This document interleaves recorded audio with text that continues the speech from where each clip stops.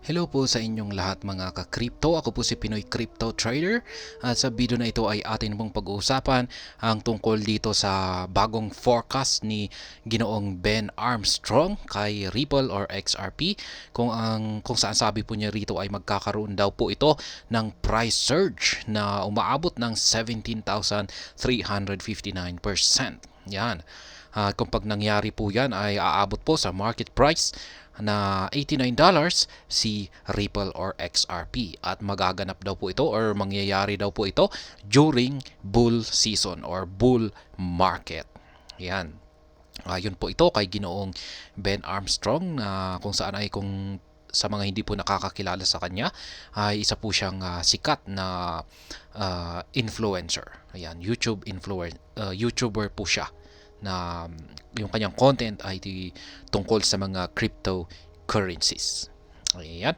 Bago po tayo magpatuloy ay nais ko po munang bigyang linaw ang aking disclaimer kung saan ang nilalaman po ng video na ito ay hindi po ito isang financial advice. For education and information purposes lamang po ang layunin nito. Maliban po dito ay nais ko na rin pong magbigay babala na wala pong kahit anumang group chat ang Pinoy Crypto Trader.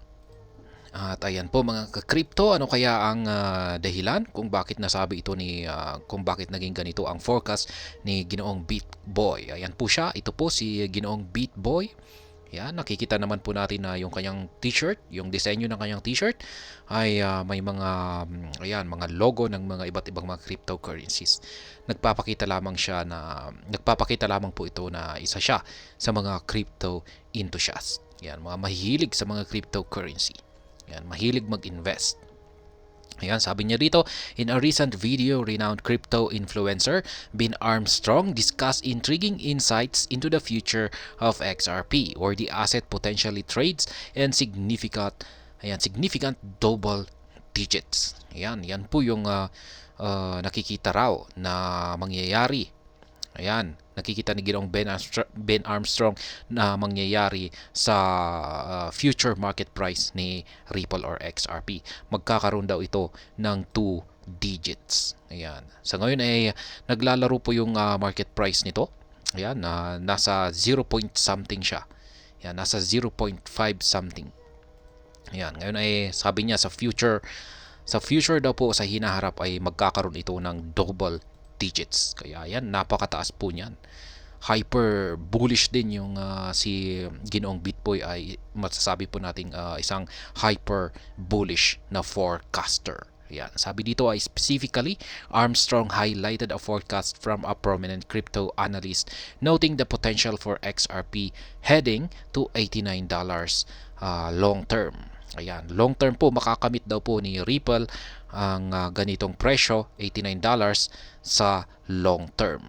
Yan, long term na period. Yan, short term naman ay $1.4. Ayan. Kapag sinabi po nating short term ay sa maikling panahon. Kapag sinabi po nating long term ay medyo mahabang panahon. Ayan. An increase to $89 would require a 17,359% surge from XRP's current value. Ayan, ito po yung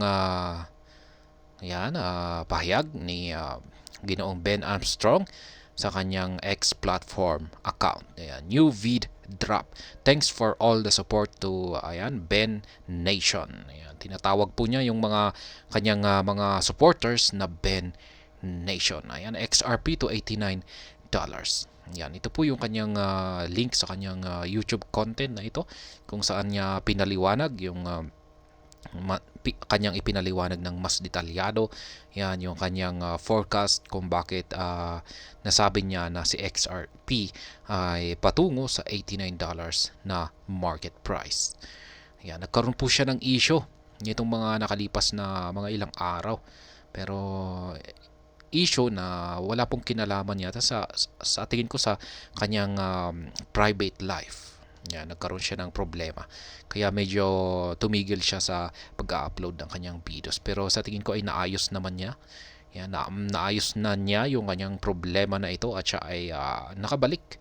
Kaya yan, nagkaroon na siya ng mga panibagong upload sa kanyang YouTube channel. Ayan, notably, Armstrong quoted a recent analysis from EGRAG stressing the significance of XRP surpassing a critical technical level for short-term significant gains. Ayan, XRP to 0.6432, 0.7409, 0.9310. Ayan, mga short-term na target na or aakyatin raw ni XRP. Yan ang mga prices na ito. According to the analyst, if XRP closes above the Fibonacci 0.5 retracement with a $0.57, the digital asset could be on the path to $1.4. Ayan, sa madaling salita, kung ang market price ni Ripple ay lumampas dito sa $0.57, ay magpapatuloy raw po ito sa kanyang pag-akyat hanggang sa umabot ito sa market price na $1.4. Yan, in the Fibonacci retracement analysis, the 0.5 level corresponds to the 50% retracement level, yan, representing a potential turning point in the price of an asset. EGRAG noted that the price projected meteoric rise to 1.4 is just around the corner. Ayan, yung 0.5 level po kasi na ito. Yan, lalong-lalo na sa mga nakakaalam or alam gumamit ng Fibonacci indicator dyan. Ay yung 0.5 na level ay ito po yung tinatawag nilang pivot point. Yan. Kung pwede pong tumalbog rito ang market price ni Ripple, or kung nalampasan niya po ito ay magpapatuloy ito sa kanyang pag-akyat. Kaya yan, tinawag po itong pivot point. At ayan, sabi po ni EGRAG, ang target na 1.4 is just around the corner. Ayan, malapit, napakalapit lamang daw ito. Furthermore, the chart accompanying EGRAG's XRP's update detailed 4 key points in XRP's price performance. According to the chart, the XRP has already parted ways with the red flag and weakening zeros of 0.3526 and 0.4719. Ayan, sabi rito ay nalampasan na raw po ni Ripple ang dalawang presyo na ito, kung saan ay tinawag daw po itong red flag or weakening zones. Yan, ibig sabihin ay hindi raw po maganda yung mga yung mga price level na ito. Ayan, kaya ayan, mabuti na lamang at nalagpasan daw niya ito. Ayan, the chart indicated that the XRP is now within a ranging zone at its current price. Should XRP cross to 0.5119, the bullish range would kick in. Ayan, kung pag malalampasan daw niya ang $0.5119, ay ayan, dito na raw hahataw ang bullish range ni XRP. This bullish territory stretches to $0.5738 and aligns precisely to 50% of the Fibonacci retracement level. Ayan, kung pag humataw raw ito, ay aakyat raw ito hanggang sa $0.5738. Yan, kung saan ay ito ay tugma sa 50% na price na Fibonacci retracement level. Ayan. Kaya ayan, ito po yung chart ni EGRAG. Ayan, nakikita po natin, madali naman po itong maintindihan. Ayan, nakikita natin yung green ay ito po yung kanyang bullish. Ayan. Yung kulay puti ay ranging, yung kulay yellow ay weakening. Ayan, at saka red flag yung kulay red. Ayan, hindi po maganda yung kulay yellow at saka kulay red kung pag dito napupunta yung market price ni Ripple. Kaya ayan, ngayon ay nandito po siya sa kulay puti. Kaya sinabi pong ayan, medyo maayos siya.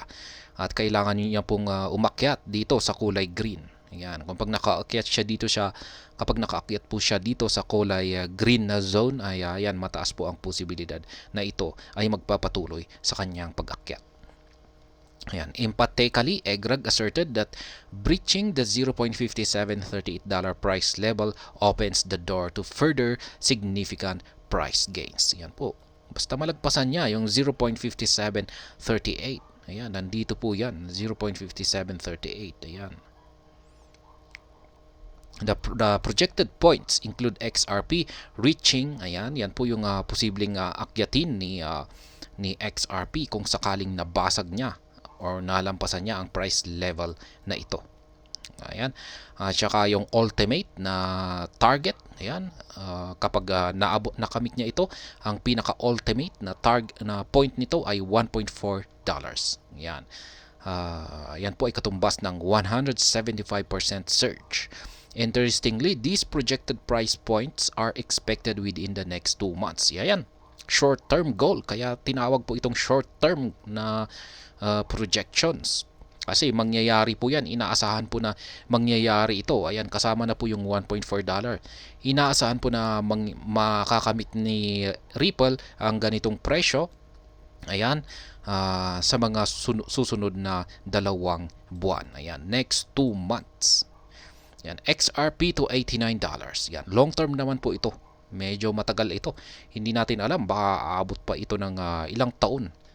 Meanwhile, Armstrong cited the analyst's long-term projection for XRP. Egrag based the long-term outlook on historical accumulation patterns.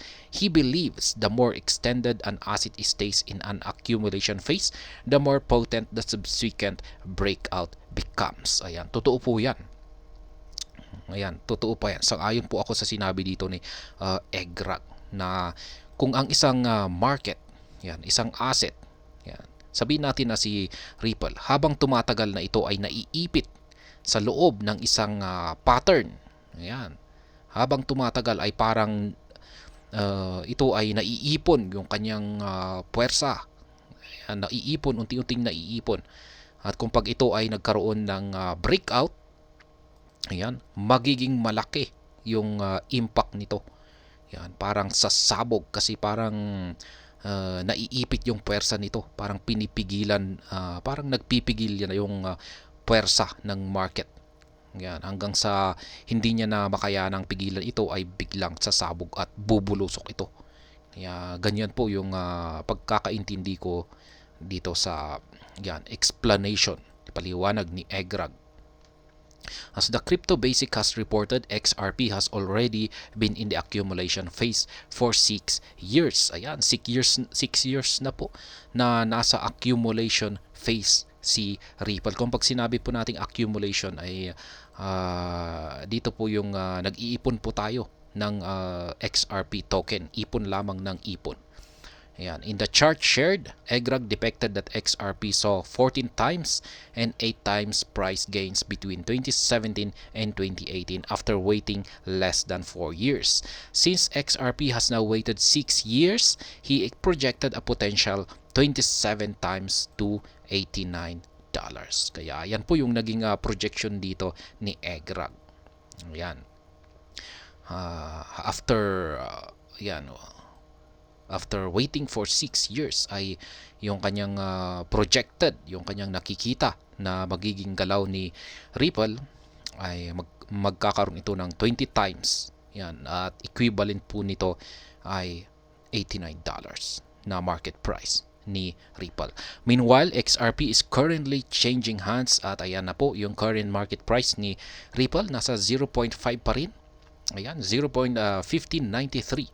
Looking to reclaim the $0.51 price point after recently dropping below it. The asset has witnessed a 3.93% increase over the past week. Ayan. Ang masasabi ko rito ay medyo masasabi kong okay naman po ito. May possible po ito yung mga prediction na short-term predictions ni Egrag dito. Ayan, posible po. Ayan, basta magkakaroon ng magandang bullish momentum ang XRP.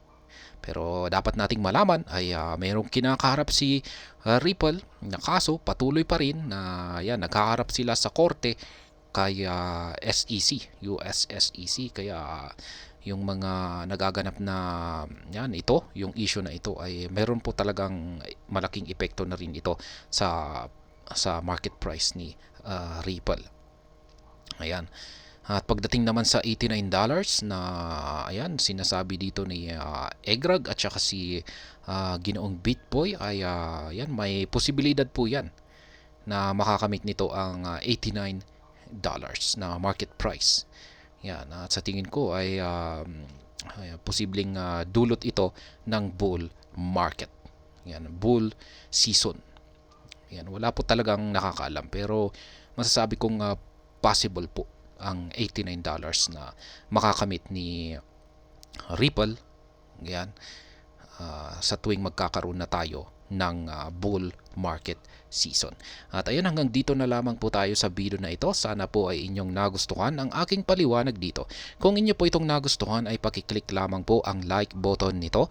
Para naman po sa mga bago lamang dito, kayo po ay aking inaanyayahan para mag-subscribe. Pakiclick na rin po ang bell icon nito dahil ito po ang siyang magsisilbing notification nito sa mga bago kong videos na akin pong ina-upload sa aking YouTube channel na ito. Marami pong salamat sa panonood. Ingat po tayo lagi at God bless po sa ating lahat.